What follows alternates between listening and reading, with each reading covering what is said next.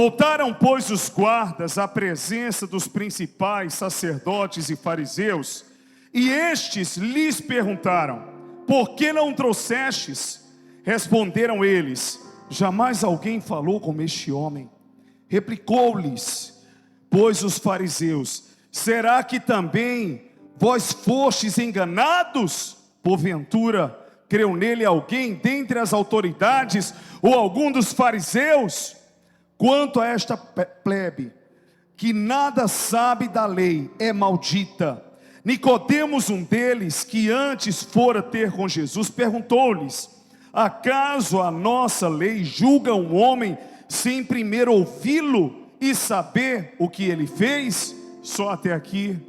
Curve a sua cabeça, feche os seus olhos. Eu quero orar por você mais uma vez. Meu Deus, muito obrigado pela tua presença que está aqui nesse lugar. A tua presença, ela é real, nós podemos senti-la, Pai. Como nós cantamos aqui, nós arrumamos a casa, Senhor. Pode entrar, Rei da Glória, fica à vontade.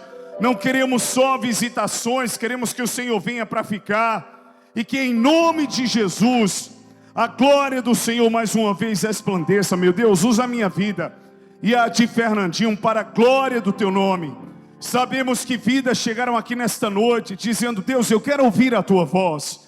Eu quero saber qual é a tua vontade para a minha vida. E nós cremos, Deus, que não sairemos daqui da mesma forma que nós entramos. Porque onde o teu Espírito habita, existe libertação, existe cura, existe salvação, existe revelação, poder da tua palavra. E cremos que esta vai ser mais uma noite de unção, de milagres e de maravilhas, daquilo que só o Senhor pode fazer, em nome de Jesus. Se você crê que o Senhor está aqui, aplauda lindamente o seu nome. Aleluia! Como vencer as pressões? Porque todos nós somos pressionados na vida pelo sistema ou por alguém. Responsabilidades devem ser cumpridas, mas existem pressões que são extremamente desnecessárias. Qual que é a diferença, pastor?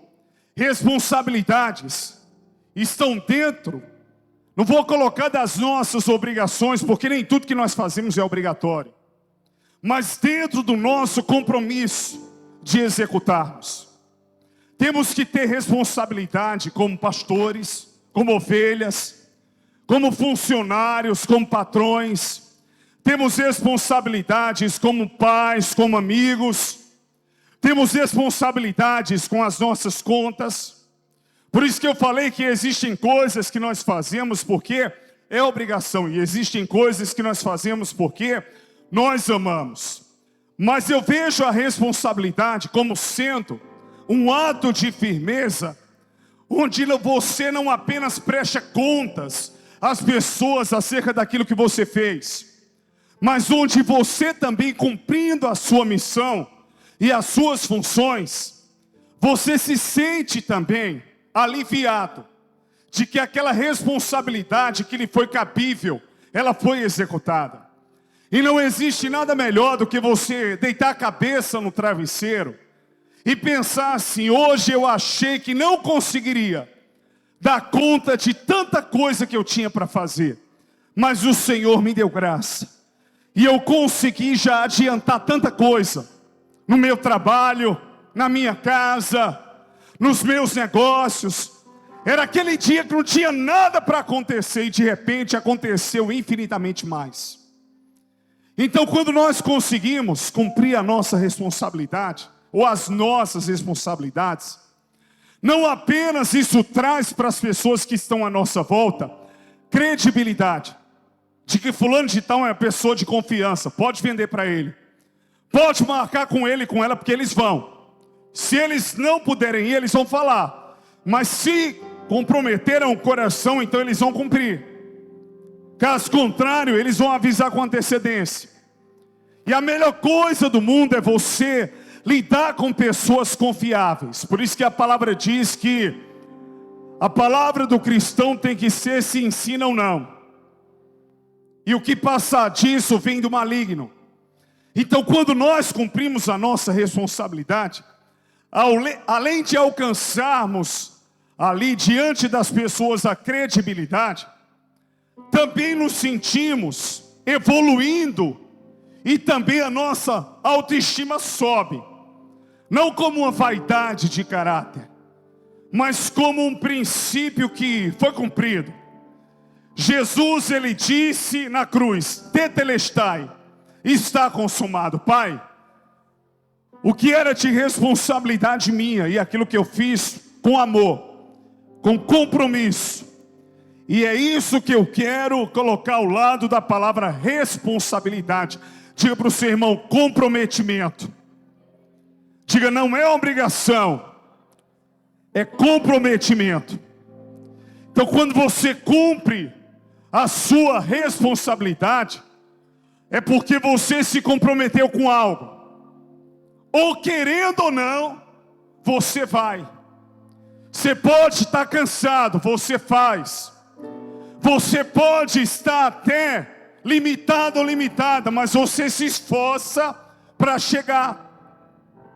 E tanto você abençoa pessoas, como também você é abençoado. Mas o que é? Qual que é a diferença da pressão? A pressão é quando eu sou obrigado a fazer algo que eu não concordo. A pressão é quando eu sou impulsionado ou questionado a enxergar algo que eu não estou vendo. A pressão é quando me colocam entre a parede e me apertam, roubando meu fôlego, para que eu tenha uma atitude que eu não quero ter, para que eu compre uma coisa que eu não quero comprar. Ligaram para você do cartão de crédito, mas você não quer aquele cartão. Ligaram para você e você já identificou que é um golpe, e você não quer ir adiante. Estão insistindo que aquilo que você faz, você poderia fazer outra coisa que ganharia mais. Mas só que o que você faz não é só uma questão financeira. É que você faz também o que você sabe fazer e o que você ama. Então existem aqueles que são visionários, que nos impulsionam, e esses são os pensamentos ambíguos, diferentes. É quando eu sou impulsionado por alguém que enxerga em mim um potencial e diz, olha, você pode ir. O diamante está bruto, mas ele pode ser lapidado. A ferramenta está sem ser amolada, mas ferro com ferro se afia. Chega perto de mim, porque se eu crescer, você cresce junto também. Você tem potencial, desenvolva essa área no campo de trabalho. Desenvolva essa área do seu ministério. Você tem potencial para pregar, para cantar, para dançar. Tem potencial para desenvolver. Você está sendo encorajado e impulsionado. Mas de repente chega alguém que quer te convencer que outra pessoa é ruim. Só que você não consegue enxergar essa ruindade. Chega alguém que quer te convencer de que você não deveria estar onde está. Não é porque ela te impulsiona, é porque ela quer que você seja ingrata com aquilo que os seus patrões fizeram por você até aqui. Mesmo que um dia você não permaneça na empresa que você está, mas você lembra de onde você veio. E quando você precisou, você teve quem te acolhesse. Existem pessoas que querem tirar você de uma igreja, mas esquecem de como você chegou lá e do que fizeram por você. Então o pior de tudo é que quando nós somos pressionados, muitas vezes nós temos a obrigação, ou querem nos obrigar a fazermos algo que nós não queremos fazer. Jesus, Mateus 15, disseram aos fariseus, por que os teus discípulos, antes de comerem, não lavam as mãos, seguindo a tradição dos anciãos? Jesus disse: por que vocês não honram pai e mãe, como diz a lei? Jesus, por que o Senhor está curando no sábado? Porque o sábado foi feito para descanso. E por que vocês alimentam, disse Jesus, os animais de vocês nos sábados? Deus não fez o homem para o sábado, Ele fez o sábado para o homem. Porque o Senhor é o Senhor do sábado. Jesus, se tu és o Filho de Deus, disse Satanás, transforma essas pedras em pães. Satanás, nem só de pão viverá o homem, mas de toda palavra que sai da boca de Deus. Pastor, por que o Senhor não faz isso aqui? Quantas pessoas chegaram para mim: pastor, para ganhar uma renda extra, quem não trabalha com isso aqui? Digo: não, vai misturar ministério e trabalho secular. Não, mas o Senhor chama. Era no tempo daquelas pirâmides. Queriam que eu entrasse para, como pastor, chamar o povo para andar.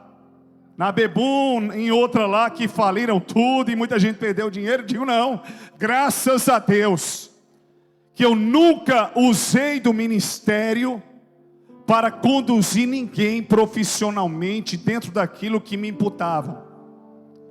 E quantas pressões você sofre para ter que aceitar o que você não quer.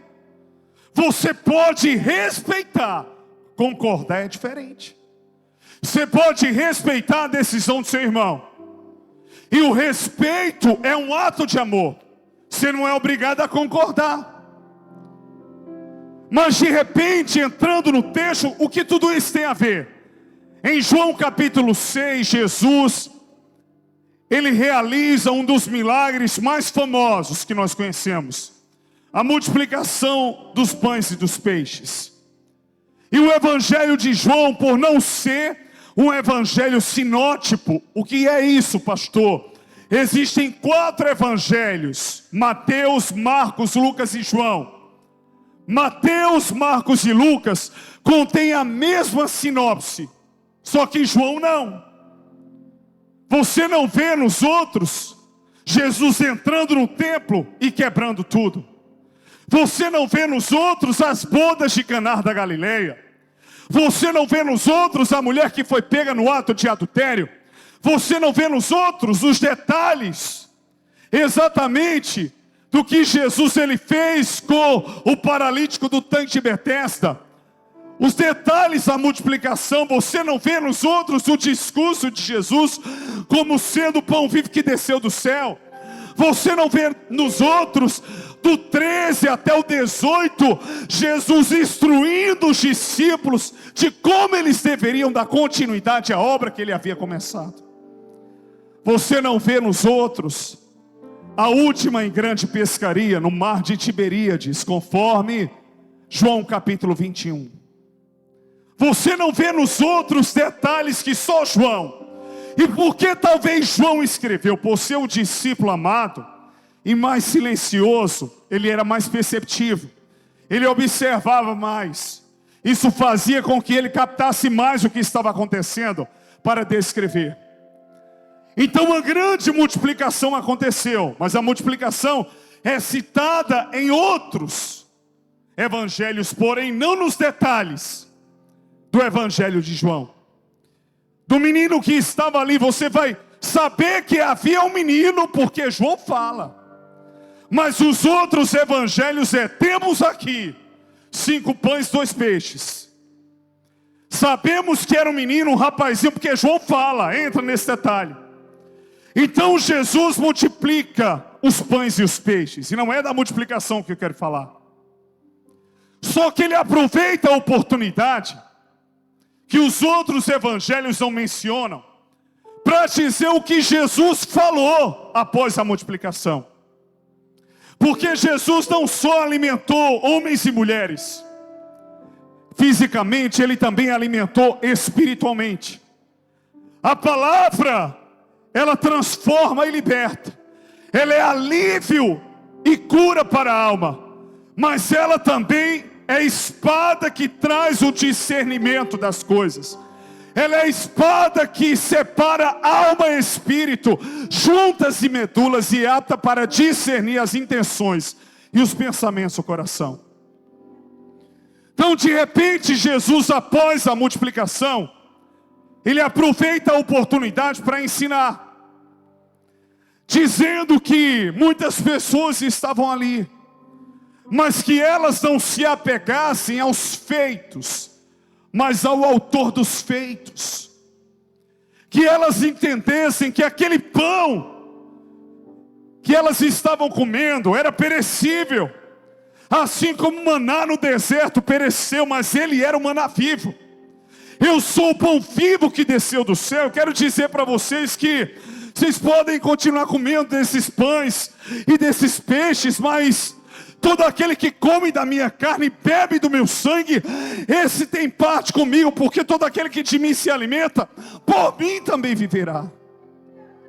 Então, de repente, ao discursar e confrontar as pessoas a não seguirem ou a não estar com Jesus, simplesmente pelos cegos que viam, pelos paralíticos que andavam, pelos mortos que ressuscitavam, pelo azeite que era multiplicado, pela água que era transformada em vinho, mas que andasse com ele, pelas palavras que ele tinha, porque vivendo essas palavras, as pessoas iriam adquirir uma vida eterna.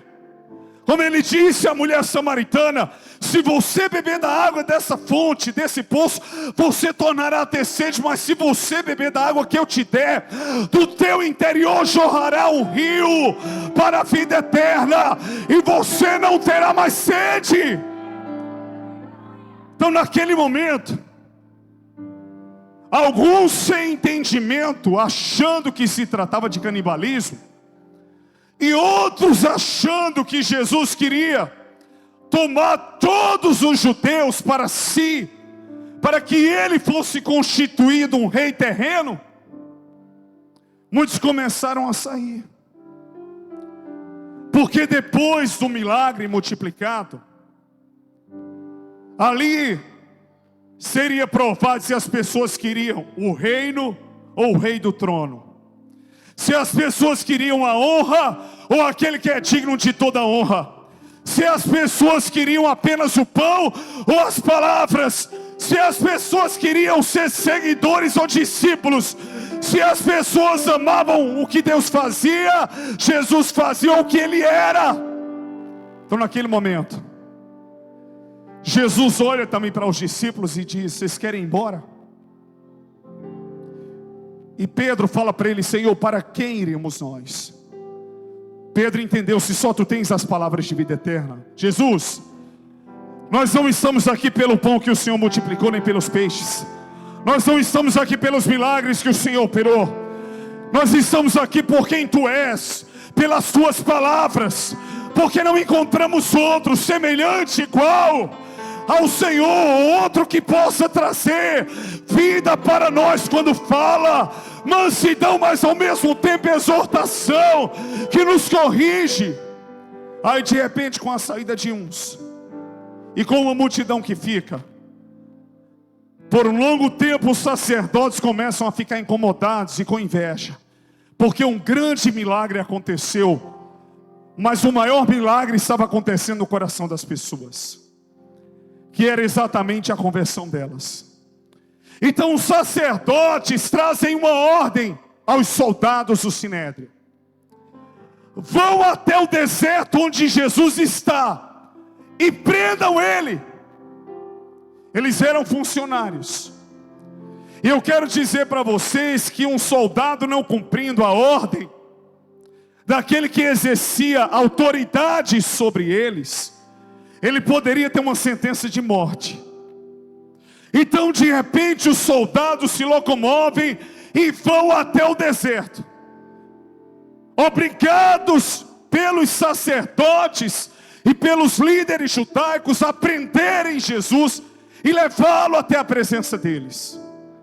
De repente, quando os soldados chegam, eles começam a ouvir Eles param e eles não estavam contemplando a multiplicação dos pães e dos peixes.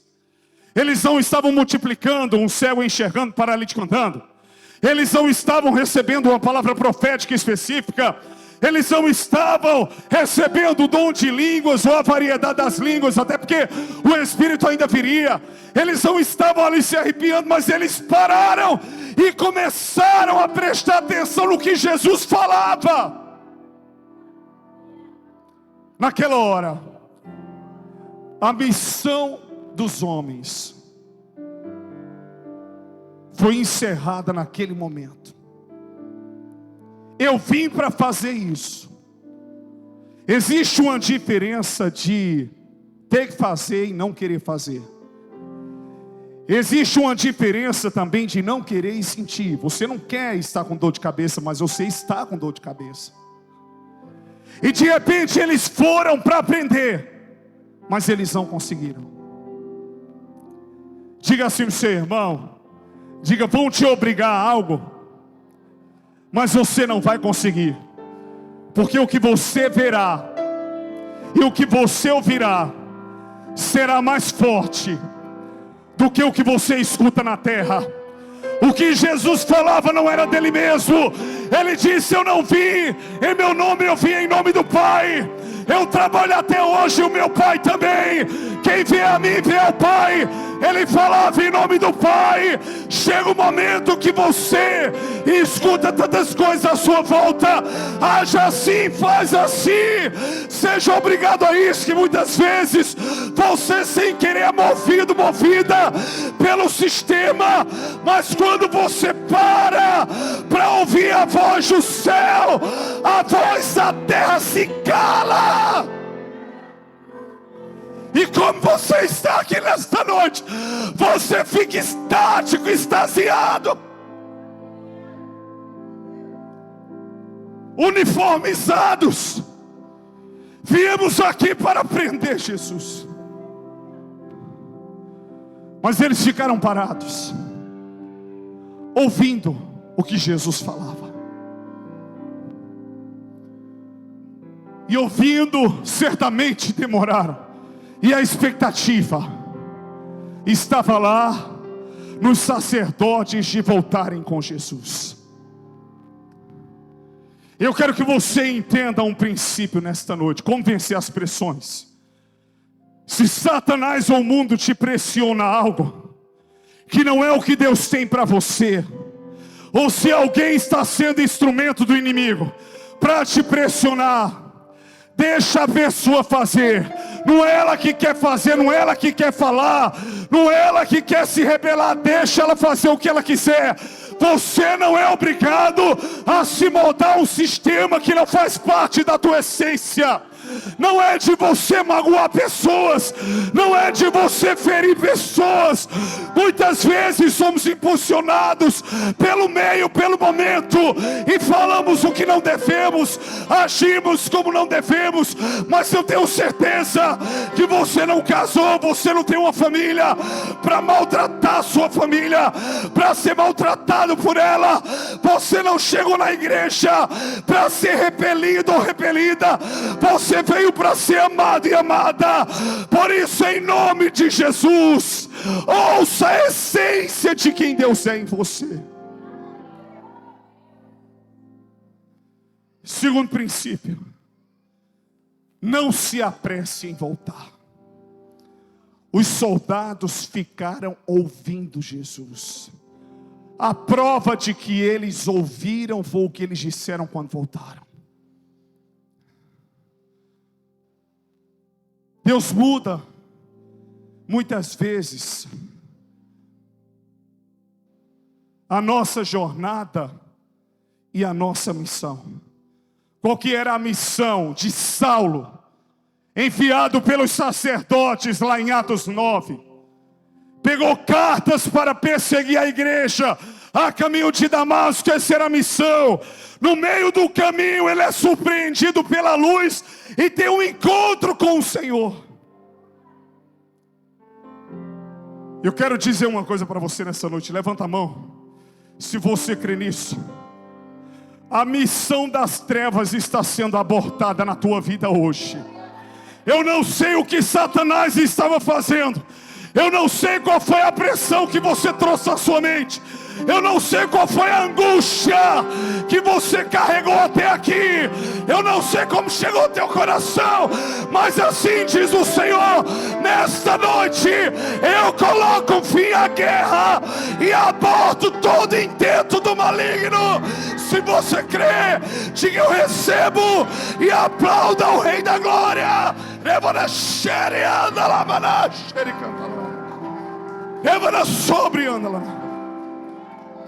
Fica com ele lá. Deixa os sacerdotes e os incrédulos para lá. Eu sou soldado. Isso pode custar a minha vida, a minha liberdade. Vou falar algo forte aqui. Do que adianta ser livre na terra e preso no céu?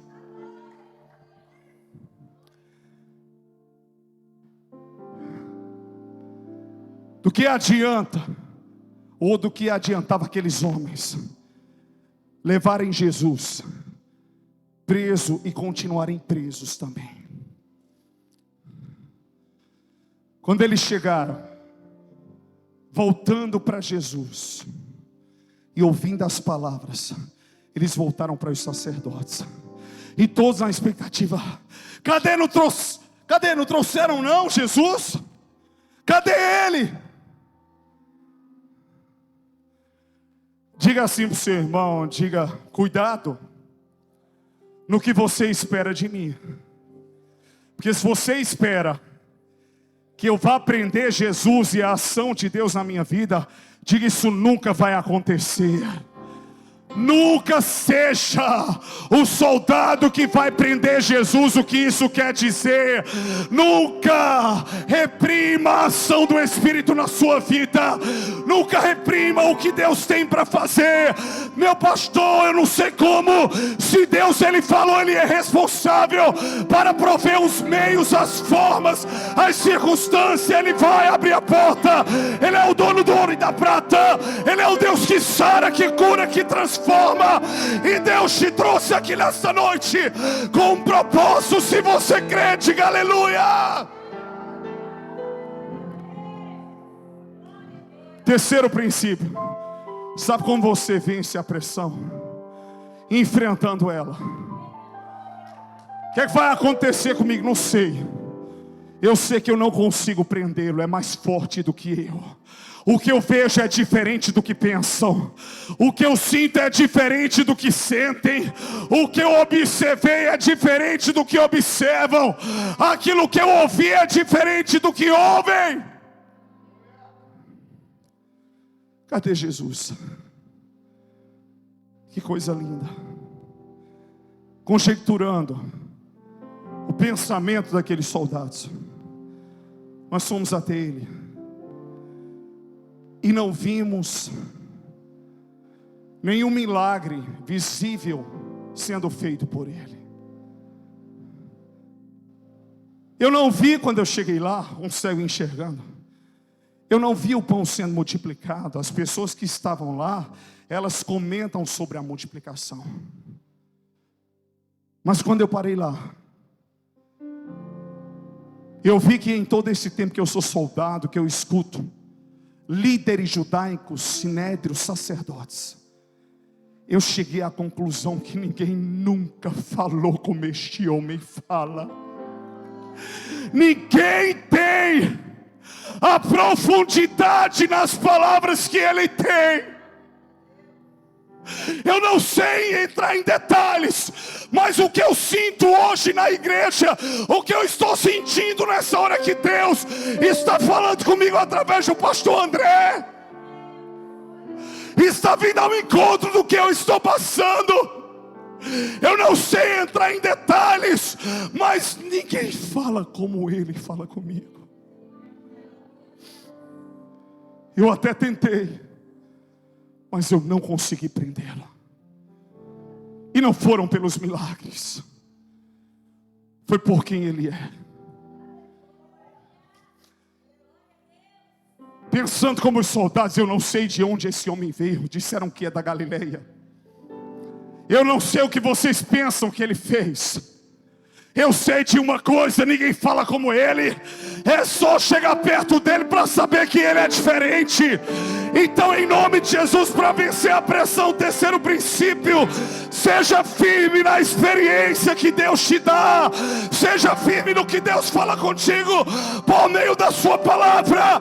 Porque passarão os céus e a terra, mas a palavra de Deus permanecerá. Se você crê, aplauda bem lindamente a Cristo.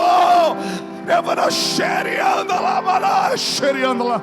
Levanta sobre, anda lá, maná, xere, anda lá. Levanta xere, canta lá, maná, xere, anda lá, maná. Oh! Pensando como os sacerdotes, vocês foram enganados também. Vocês foram também conduzidos como os outros, pensando como os soldados. Isso não é engano. Vocês não estavam lá. Vocês não ouviram o que nós ouvimos. E foi unânime. Todos os soldados tiveram a mesma conclusão. Será que algum líder influenciou vocês? Porque a plebe, os plebeus aí, eles já são influenciados porque não tem entendimento, não conhecem nada da lei. Mas será que tem algum fariseu ou líder? Melhor que tinha lá Nicodemos. João capítulo 3. Foi ter com Jesus de noite, perguntando o que era para fazer para nascer de novo. E Jesus disse: tem que nascer da água e do Espírito. Eu não tenho que voltar para o ventre da minha mãe, não. Tem que nascer da água e do Espírito. E eu digo a você, Nicodemos, que Deus amou o mundo de tal maneira que deu o seu único filho, para que todo aquele que nele creia não pereça, mas tenha a vida eterna. Eu quero dizer para você, Nicodemos, que quem é nascido do Espírito é como o vento. Ninguém sabe de onde vem nem para onde vai, mas está soprando. Então, de repente, os soldados foram protegidos pelo Nicodemos, que não estava contaminado, mas estava contagiado. Eles poderiam ser mortos, mas pela atitude de Nicodemos, que lembrava do que a lei falava, os soldados não foram presos. Diga assim ao seu irmão, diga: continua firme. Você tem um advogado de defesa, e quem você menos espera, Deus vai levantar também para ser um escudo na tua vida, um protetor, alguém que vai te blindar de muitas ações malignas, de muitas palavras, assim como Nicodemos blindou aqueles homens, prestes a serem punidos. Nicodemos diz: espera aí, eles estão certos em não terem trazido Jesus, porque pela lei, antes de um homem ser preso, ele tem que ser ouvido. Os soldados não foram mortos. Deus tem um tempo de absorção para você. Diga para o seu irmão, diga: não tenha medo. Não tenha medo, se posicione. Fala assim para o seu irmão, diga: se posicione. Deus vai te respaldar. E de repente, quando eles chegam, nem eles são presos, nem Jesus foi preso. Nicodemos disse: ele tem que ser ouvido. Mas voltando ao início, os soldados estavam sendo pressionados a fazerem o que eles não queriam fazer, embora a responsabilidade fosse cumprir ordens. Mas se a ordem da terra for uma infração à ordem do céu, você não tem que cumpri-la. Diga para o seu irmão: se a ordem da terra for uma infração à ordem do céu, você não tem que cumpri-la, Manzinha chegou e disse: para que eu não perca o meu marido, pastor, que eu oro por ele. Ele não quer ir para a igreja, ele vai para o bar, toma um, vou lá, tomo uma com ele, mas depois eu estou na igreja. Diga: epa, minha irmã, mas não tem que ser submissa? Isso submissa, ou é porque a irmã quer tomar cachaça mesmo? Entregue logo. Submissa ao pecado, a submissão ao homem, você só tem a cobertura bíblica se ela estiver ligada à palavra. Se eu ensinar uma heresia para te conduzir, você não tem responsabilidade de ter submissão à sua autoridade pastoral. Você não tem responsabilidade de se submeter ao seu marido se for para pecar. Diga para o seu irmão, diga: nenhuma autoridade humana é maior do que a autoridade divina. Aí Pilatos disse: eu posso, Jesus, te prender e te soltar. Jesus não falou nada enquanto estava ali, mas essa oportunidade ele não perdeu. Eita glória! Pilatos, até agora eu não falei, mas eu vou falar. Nenhuma autoridade você teria nessa terra se do céu não te fosse dada. Você só manda aqui porque tem um que manda em você. Você só cumpre ordens aqui porque tem um que está acima de tudo e de todos. E de repente eles voltaram, e mesmo pressionados a fazerem algo, eles não fizeram. Essa geração, ela quer que você prenda Jesus. Essa geração, ela quer que você veja muitas vezes o que ela está vendo. Mas é exemplo dos soldados que foram comissionados a prenderem a Cristo, que foram ali contagiados com as palavras do Senhor Jesus. Não abra mão daquilo que Deus tem feito na sua vida e na sua história. Deus vai te respaldar. Nunca deixe que nada nessa terra aprisione a presença de Cristo que flui em você e através de você. O chamado é peculiar, é pessoal, é singular. E o que Deus tem contigo, Ele não tem com outros. Último princípio. A Bíblia diz que é forte sair. Segura essa daí. Diga assim para o seu irmão: aperta o cinto. Aperta o cinto. A Bíblia diz que quando Cristo morreu, Ele foi até o Hades e tomou das mãos do diabo a chave da morte e do inferno, e soltou aqueles que estavam presos em cadeias e em prisões. Quando Jesus ele ressuscitou, Ele disse: o meu espírito é sobre vós. Ele falou: antes de morrer, vocês farão as obras que eu faço e ainda as farão maiores. Então ser cristão é ser um pequeno Cristo, a continuidade daquilo que Cristo é. Diga assim para o seu irmão: a partir de hoje, eu quero que você entenda que a sua missão nessa terra não é prender vidas, mas é soltar vidas. É libertar vidas por meio da palavra, por meio do amor, por meio dos gestos, das atitudes. Quem nós temos que prender e amarrar é Satanás. São os demônios que nos separam, que muitas vezes geram divisões, que muitas vezes geram facções. Mas você não é soldado que prende, você é aquele que trabalha junto ao juiz e ao advogado que solta. Se o Filho do Homem vos libertar, disse Jesus, verdadeiramente sereis livres. O Filho do Homem não veio para condenar, mas Ele veio para salvar. O Filho do Homem não veio para prender, mas Ele veio para libertar.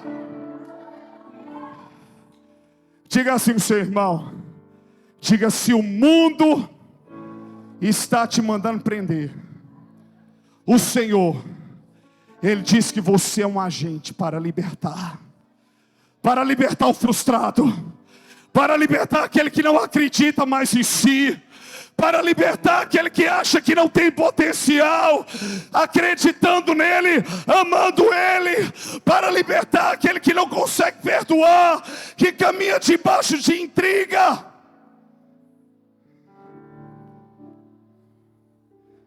Deixa eu falar uma coisa aqui para vocês. Pelo contexto histórico, os soldados só ficaram como soldados do Sinédrio até aquele dia. Passaram a ser discípulos do Senhor Jesus. Porque uma vez quando você tem a experiência, você não consegue abrir mão dela.